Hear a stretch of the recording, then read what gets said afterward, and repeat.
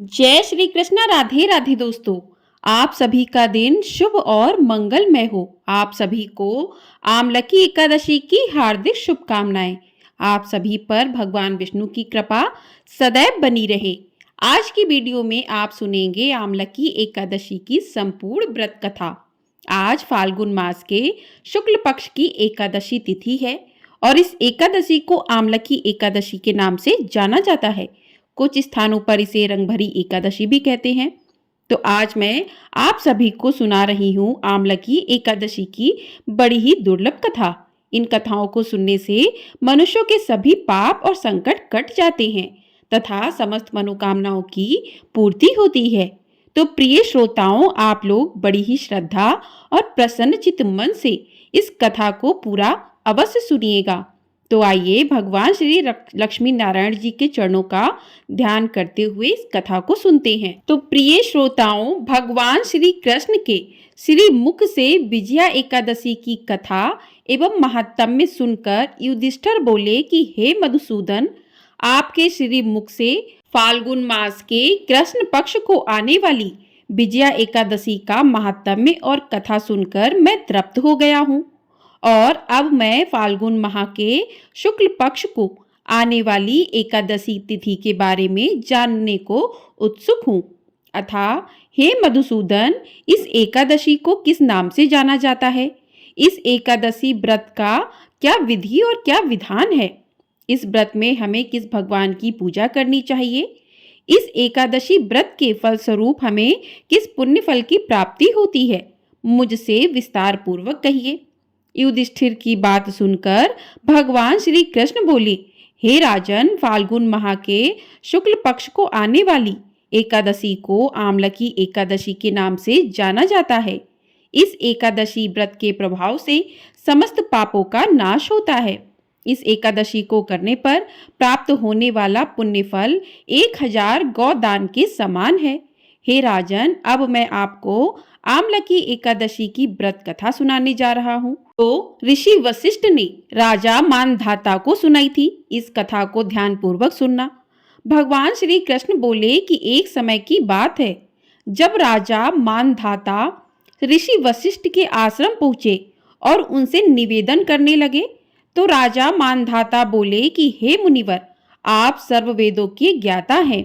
आप मुझ पर कृपा करें और मुझे कोई ऐसी कथा सुनाने का कष्ट करें जिससे मेरा कल्याण हो। तो महर्षि वशिष्ठ बोले कि हे राजन, तुमने बड़ा ही उत्तम विचार प्रकट किया है। सर्व कल्याण हेतु आज मैं तुम्हें एक कथा अवश्य सुनाऊंगा।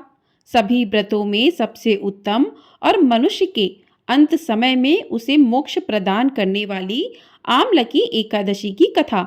अतः इस कथा को बड़ी ही श्रद्धा पूर्वक सुनना। एक समय की बात है, वैदिश नामक एक नगर हुआ करता था जहां ब्राह्मण, क्षत्रिय, वैश्य और शूद्र सभी वर्ण के लोग बड़े ही आनंद से अपना जीवन निर्वाह किया करते थे।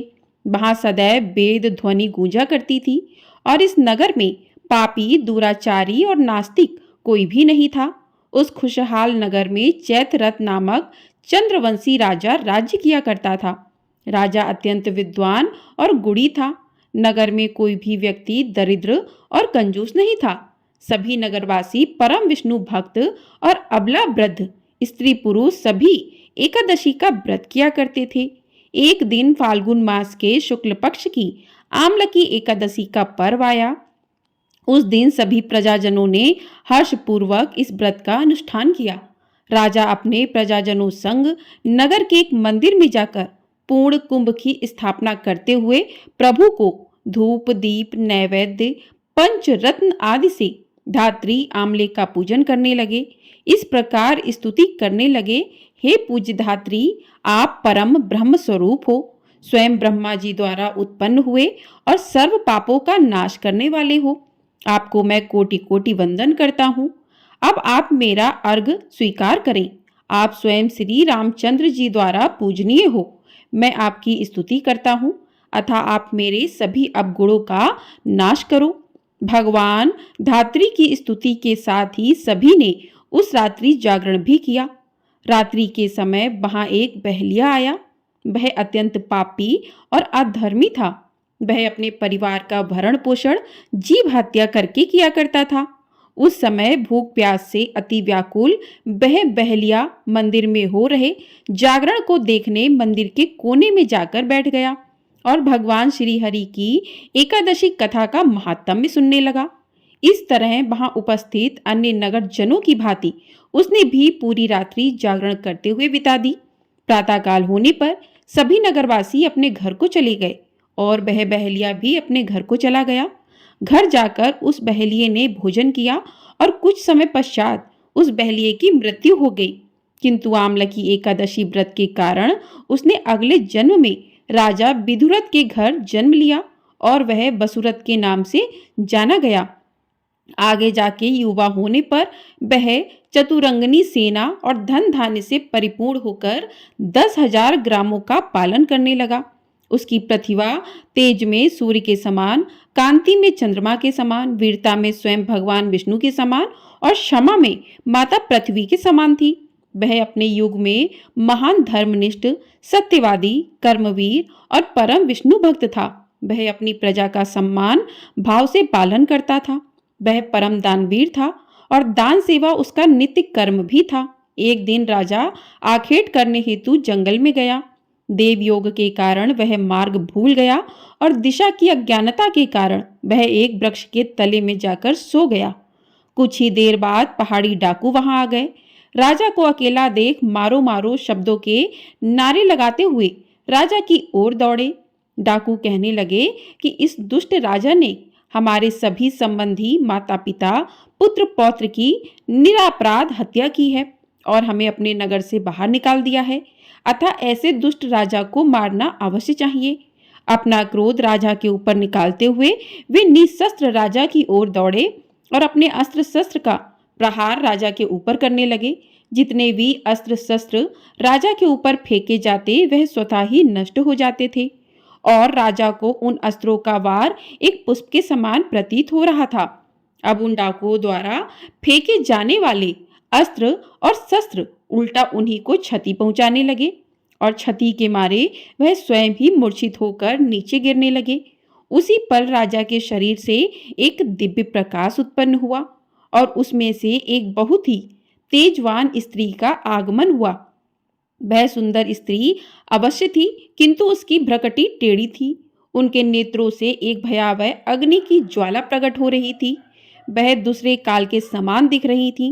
राजा पर प्रहार हो रहा देखकर उन डाकुओं का संहार करने उनके पीछे दौड़ी और कुछ ही समय में उसने सभी डाकुओं का संहार कर दिया। कुछ समय पश्चात जब राजा जागृत अवस्था में आया तो उसने सभी डाकुओं को मरा हुआ पाया। सभी डाकुओं को मरा हुआ देखकर आश्चर्यचकित हो उठा और सोचने लगा कि इन डाकुओं को आखिर किसने मारा होगा। इस निर्जन वन में ऐसा कौन है जो मेरा हितैषी है, जिसने मेरे प्राणों की रक्षा की है। तभी एक आकाशवाणी हुई कि हे राजन, इस संसार में भगवान श्री हरि विष्णु के अतिरिक्त और कौन है जो तुम्हारी सहायता कर सकता है। इस आकाशवाणी को सुन उसने भगवान श्री हरि विष्णु की स्तुति गाते हुए उनको साष्टांग नमन किया। अब राजा पुनः अपने राज्य को गया और सुखपूर्वक राज्य करने लगा। अंत में महर्षि वशिष्ठ बोले कि हे राजन, यह आमलकी एकादशी का प्रभाव था। इस एकादशी का व्रत करने वाला हर मनुष्य अपने सभी कार्यों में निश्चित रूप से सफलता प्राप्त करता है और अपने अंत समय में विष्णु लोक को प्राप्त होता है। एक बार प्रेम से बोलिए श्री लक्ष्मी नारायण भगवान की जय। तो इस प्रकार से आमलकी एकादशी की कथा पूर्ण हुई। आइए अब सुनते हैं एकादशी माता की कथा। एक बूढ़ी माँ ने एक बार एकादशी का व्रत रखा। बड़ा ही भाव भक्ति से पूजा अर्चना की। उन्हें वृद्धावस्था में क्या बाधा थी, वे तो अपने पुत्र पौत्रों की सुख सुविधा के लिए व्रत रखने लगी थी। वे दिन भर तो जरा कठोर मन करके अपनी प्यास को रोके रहीं। दिन में पूजा पाठ किया, कथा सुनी, पंडित जी को मिट्टी के पात्र में भरकर पानी और ऋतुफल दान में दिए। दोना भर भर के पूरा शक्कर वितरण किया। उन्हें गर्मी के कारण बहुत बेचैनी हो रही थी। इस कारण से बड़ी देर तक पानी में पड़ी रहीं और पानी के कुल्ला करती रहीं। अपना मुंह बार बार धोती रहीं। तब कहीं थोड़ा बहुत धैर्य बंध पाया। धूप तो तेज पड़ रही थी कि इस कारण बार बार मुंह सूख रहा था। बूढ़ी माँ बहुत बेचैन हो रही थी, क्योंकि एक तो बुढ़ापा और दूसरे ये भयंकर गर्मी। वृद्धावस्था की स्थिति तो कुछ दूसरी ही प्रकार की होती है। जैसे जैसे रो धो के दिन कट गया, अब पहाड़ सी रात सामने थी। उसका कटना बड़ा ही कठिन दिखाई दे रहा था। खटिया पर पड़े बुढ़िया माई को शांति नहीं मिल पा रही थी और वे बार बार करवट बदल रही थी। अनेक बार वे बाहर जाती और भीतर आती, उन्हें घर के अंदर शांति नहीं थी। वे पड़ी पड़ी एकादशी माता का स्मरण करती रहीं और कहती रहीं कि हे एकादशी माता, आप मेरी लाज रखिएगा, आप ही मुझे शक्ति दे दीजिएगा, जिससे मैं भली भांति आपका व्रत कर सकूं, यह पहाड़ सी रात शांतिपूर्वक व्यतीत हो सके। प्यास के कारण बूढ़ी माँ की बेचैनी तो बढ़ ही रही थी। उन्होंने धैर्य रखने का बहुत प्रयास किया, किंतु सहनशीलता की सीमा टूट गई और वे घबराकर एकदम चिल्ला पड़ी, बोली कि बचाओ बचाओ। अम्मा का चिल्लाना सुनकर परिवार भर के नर नारी, बच्चे और पड़ोसी एकत्रित होकर बूढ़ी अम्मा की खटिया के समीप पहुंच गए। सबने पूछा, अम्मा जी आपको क्या हुआ? आप क्यों चिल्ला रही हो? आप इस वृद्धावस्था में ये कठिन व्रत क्यों कर रही हो? अम्मा जी, शक्ति से ही भक्ति होती है। थोड़ी ही देर में वे फिर से बोली, अरे हमारे तो प्राण ही निकले जा रहे हैं। मेरी छाती पर ठंडे पानी का घड़ा रख दीजिए। नातियों ने दादी की छाती पर ठंडे पानी का पात्र रख दिया।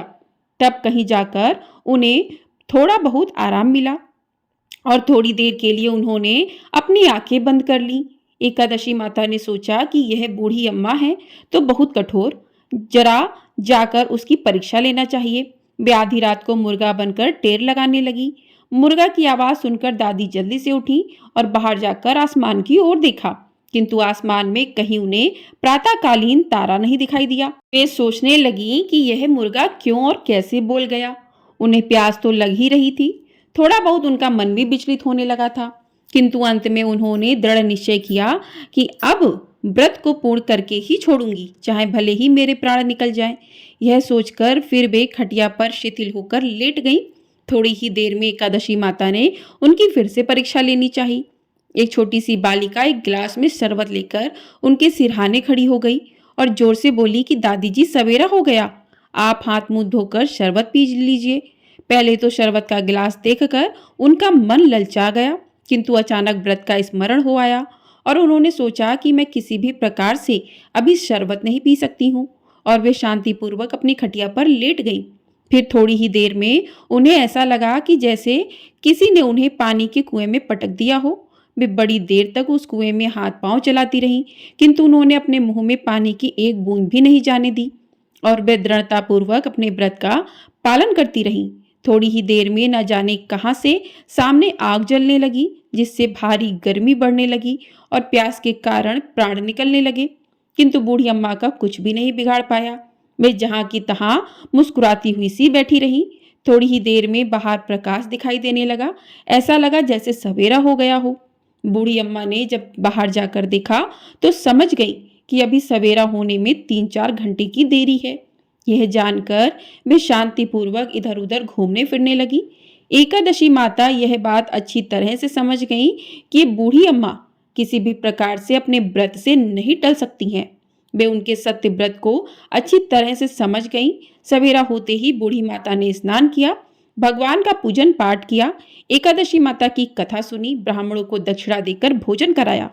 तब कहीं उन्होंने जाकर जल ग्रहण किया। कन्याओं को भोजन कराने के बाद अम्मा ने स्वयं भोजन किया। उस श्रेष्ठ व्रत के प्रताप से बूढ़ी अम्मा की आयु में वृद्धि हो गई। उनका घर परिवार हरा भरा हो गया। घर में अब उनके कोई अभाव नहीं रहा। वे हर तरह के सुख साधनों से संपन्न हो गई। नाती नातिन से उनका घर भर गया और वे उसी दिन से 12 महीनों की एकादशी का व्रत करने लगी। एकादशी माता के व्रत के प्रताप से इस संसार में हर प्रकार के सुख भोग कर अंत में बैकुंठ धाम को चली गई। जैसे एकादशी माता ने बूढ़ी माता और उनके परिवार को हरा भरा किया, ऐसे ही एकादशी माता हम सभी की मनोकामनाओं को पूर्ण करना। प्रेम से बोलिए एकादशी माता की जय। प्रेम से बोलिए श्री लक्ष्मी नारायण भगवान की जय। तो इस प्रकार से एकादशी की कथा पूर्ण हुई। अब करते हैं भगवान विष्णु जी की आरती। ओम जय जगदीश हरे, स्वामी जय जगदीश हरे। भक्त जनों के संकट क्षण में दूर करे। ओम जय जगदीश हरे। जो ध्यावे फल पावे, दुख बिन से मन का, सुख संपत्ति घर आवे, कष्ट मिटे तन का। ओम जय जगदीश हरे। मात पिता तुम मेरे, शरण गहूँ मैं किसी की, तुम बिनु और न दूजा, आस करूँ मैं जिसकी। ओम जय जगदीश हरे। तुम पूरन परमात्मा, तुम अंतर्यामी, पार ब्रह्म परमेश्वर, तुम सबके स्वामी। ओम जय जगदीश हरे। तुम करुणा के सागर, तुम पालन करता, मैं मूरख खल कामी, कृपा करो भरता। ओम जय जगदीश हरे। तुम हो एक अगोचर, सबके प्राणपति, किस विध मिलूं दया मैं, तुमको मैं कुमति। ओम जय जगदीश हरे। दीन बंधु दुख हरता, तुम ठाकुर मेरे, अपने हाथ उठाओ, द्वार पड़ा तेरे। ओम जय जगदीश हरे। जय विकार मिटाओ, पाप हरो देवा, श्रद्धा भक्ति बढ़ाओ, संतन की सेवा। ओम जय जगदीश हरे। तन मन धन और संपत्ति सब कुछ है तेरा, तेरा तुझको अर्पण, क्या लागे मेरा। ओम जय जगदीश हरे। श्री जगदीश जी की आरती जो कोई नर गावे, कहत शिवानंद स्वामी, मन वांछित फल पावे। ओम जय जगदीश हरे। बोलिए भगवान विष्णु जी की जय। बोलिए माता महालक्ष्मी की जय। तो इस प्रकार से एकादशी की कथा और भगवान विष्णु की आरती पूर्ण हुई। तो आपको ये वीडियो पसंद आई हो तो कमेंट बॉक्स में भगवान विष्णु की जय भी अवश्य लिखिएगा। वीडियो को लाइक भी अवश्य कर दीजिएगा, क्योंकि आपका एक लाइक हमारे लिए बहुत अधिक महत्वपूर्ण होता है। और चैनल पर नए हैं तो चैनल को सब्सक्राइब भी ज़रूर कर लीजिएगा। आपको हमारे चैनल पर पूर्णिमा कब की है जानकारी दी जाएगी, पूर्णिमा की कथा भी सुनाई जाएगी, प्रदोष व्रत की कथा भी सुनने को मिलेगी। तो चैनल को सब्सक्राइब करके ढेर सारा प्यार अपना ज़रूर दीजिएगा। जय श्री कृष्णा। राधे राधे दोस्तों।